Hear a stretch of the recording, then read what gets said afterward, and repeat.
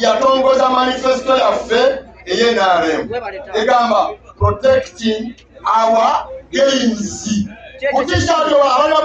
T-shirt wa President Museveni muliwa emabega waliyo protecting our gains, okulwanirira ebyo byetutuuseeko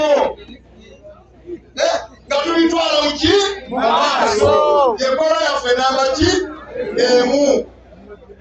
Njabawo ekyokulabirako abantu ba Town Council twafuna amazzi galimu omuki, kubanga gwe twatuma talina gy'alaga, yeetoololerawo n'alwala kanzunguluwe. Omulimanyi kano akagundi akabeera mu mazzi mu nnyanja ekeetoolola bwe kali nga tekalina gye kalaga, oyo yenna mugga atwala. Era kuyimirira ku bintu bitaano. Ekisooka byanjigiriza byaki,